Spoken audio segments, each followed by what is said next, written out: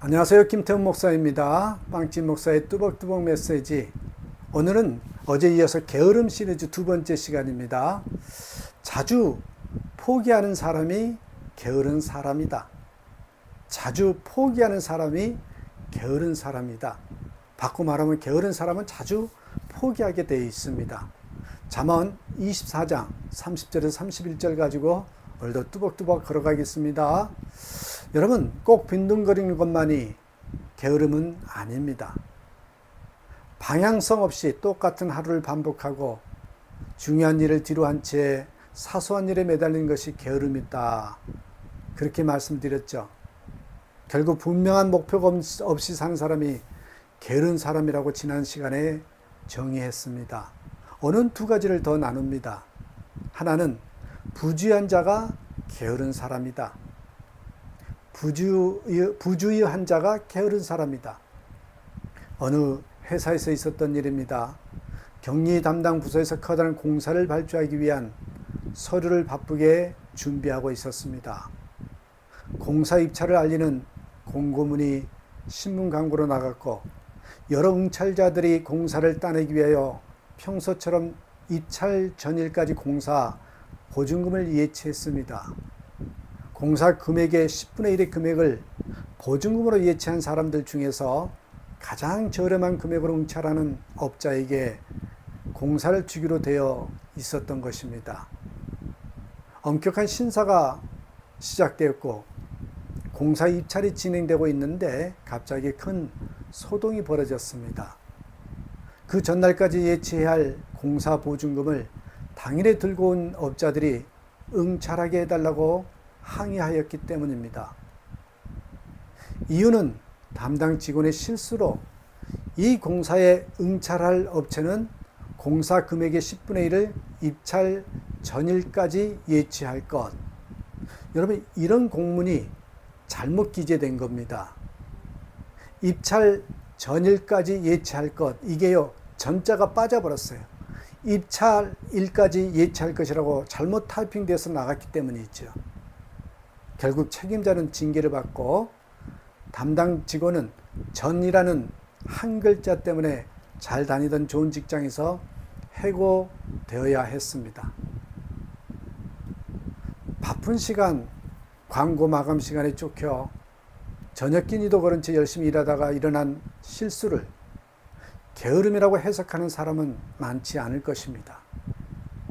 그러나 이런 부주의는 매사에 꼼꼼히 성실하게 처리하는데 소모되는 그런 육체와 마음의 노고를 아끼려는 게으름에서 비롯된 것입니다. 성경이 부주의함을 게으름의 선택이라고 보는 것은 바로 이러한 이유 때문입니다. 잠언 24장 30절 31절을 보시기 바랍니다. 내가 증왕해 내가 옛날에 게으른 자의 밭과 지혜 없는 자의 포도원을 지나며 본즉 가시덤불이 퍼졌으며 거친 풀이 지면에 덮였고 돌담이 무너졌기로. 여기 증왕해라는 말은 옛날에라는 의미입니다. 지혜자는 이 성경 구절을 통해서 예전에 자신이 게으른 자의 밭과 지혜 없는 자의 포도를 지나가면서 본 것을 이야기하고 있습니다. 그게 뭐예요? 지혜자의 눈에 비친 그곳은 가시덤불이 퍼져 있고 거친 풀이 지면에 덮여 있고 돌들로 만든 담이 무너져 내려 있었습니다. 포도원과 밭이 이렇게 황폐해진 것은 그것을 경작하고 돌봐야 할 농부의 부주의함 때문이었습니다. 농부가 그 땅을 돌봐야 하는 의무를 성실히 이행하지 않고 부주의하게 방치하였기 때문에 그렇게 황폐해진 것입니다. 그런데 성경은 이 밭과 포도원의 주의를 게으른 자, 지혜 없는 자 이렇게 묘사하고 있습니다. 여기서 원어를 보면 게으른 자는 게으름뱅이를 말합니다. 그리고 지혜 없는 자는 마음이 모자란 자, 마음이 모자란 자로 묘사되어 있습니다. 중국에서 있었던 어느 전도자의 일화입니다. 당시만 해도 중국에 선교의 자유가 있을 때여서 그는 전도대원들을 이끌고 중국 대륙을 종횡무진하여 복음을 전할 수 있었습니다. 가는 곳마다 수백, 수천 명의 결신자들이 생겼습니다. 조상 대대로 내려오는 우상 숭배 문화에 젖어 있던 그 사람들이 어떻게 생전 처음 복음을 듣고 그렇게 회심할 수 있는지 많은 사람들이 궁금해 했습니다. 그래서 사람들은 주의 깊게 그 전도자의 전도 방식이 너무나도 종교에게 잘 고안된 것들이었다라는 것을 깨닫습니다. 그 전도자는 전문적으로 성교학을 익힌 사람이 아니었기에 어디서 그런 뛰어난 방법들을 배웠는지 궁금해진 사람들은 급기야 그 전도자에게 묻게 되었고 그는 이렇게 대답했습니다. 마음을 다해서 영혼들을 하나님께로 인도하기 위해서 애를 쓰다 보니까 하나님께서 지혜를 주셨습니다. 그렇습니다. 마음을 다하는 사람에게 지혜를 주시는 분이 우리 하나님이십니다. 연장을 만든 역사를 보니까 열심히 한 가지에 몰두한 사람들에 의해서 만들어졌다라는 것을 알 수 있습니다. 마음을 모두 실어서 최선을 다하면서 부지런히 살 때 보다 효율적으로 일할 수 있게 하는 연장들이 생겨난 것입니다. 게으르고 지혜 없는 자가 일부러 바꿔 포도를 망가뜨린 것이 아니었습니다.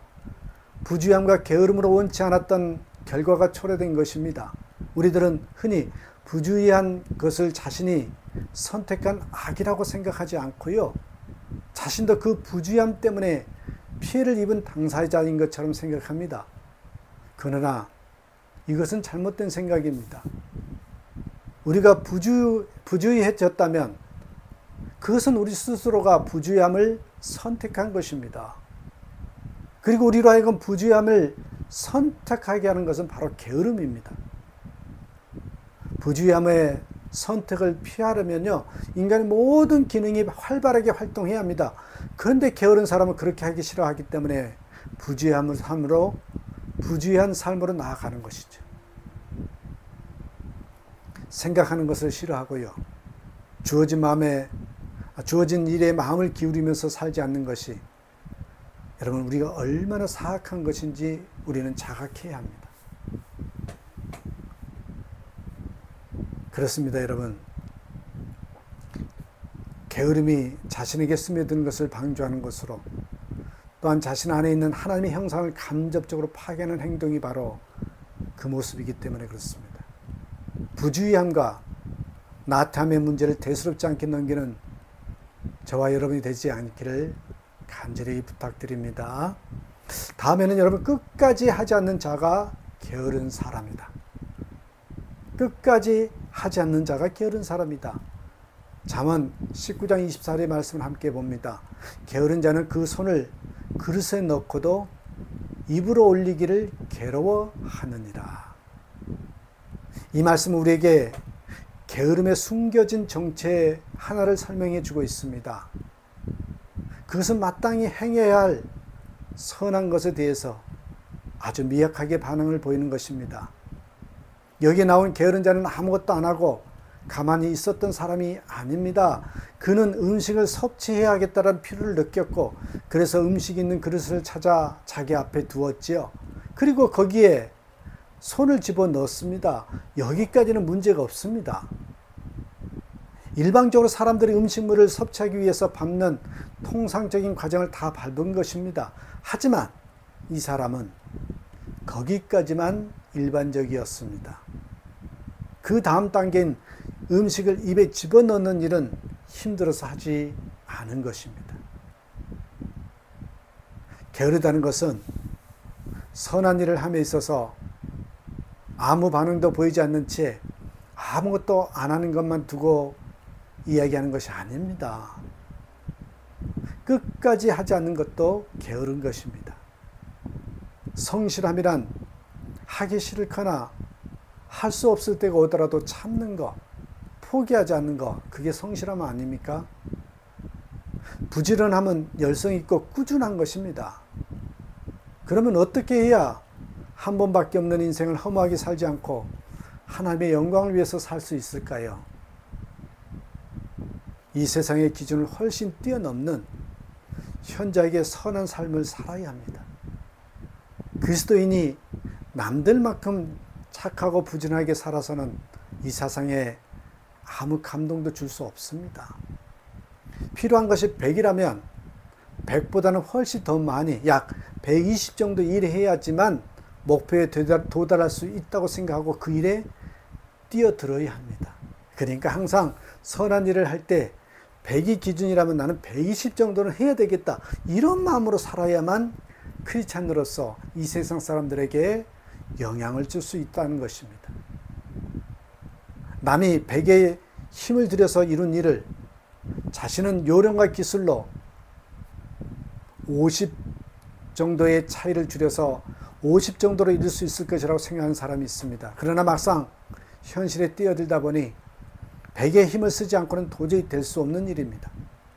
그래서 50의 힘을 더 발휘해서 100을 채워 그 일을 이루려고 합니다. 이런 사람은 게으른 사람이 아닙니다. 그런데 50의 힘으로도 될 줄 알았는데 안 됨으로써 포기하고 돌아서 버리는 사람이 게으른 사람인 거죠. 게으른 사람일수록 포기가 많습니다. 그리고 그렇기 때문에 게으른 사람은 부지런한 사람보다 많이 결심할 수 있습니다. 하지만 여러 개의 그릇을 가지고 와서 거기에 손을 부지런히 집어넣었지만 아무것도 입까지 끌어올리지 못하기에 언제나 배고픕니다. 기억하십시오. 모든 일을 끝까지 하지 않는 것은 그럴 수도 있지가 아닙니다. 게으름입니다. 포기함으로 게으른 자가 되지 않는 우리가 되었으면 좋겠습니다. 자, 여러분, 부주의한 자가 게으른 자다. 끝까지 하지 않는 자가 게으른 자다. 잊지 마시고 늘 신중하게 그리고 끝까지 감당하는 저와 여러분 되시기를 주님의 이름으로 부탁드립니다. 감사합니다.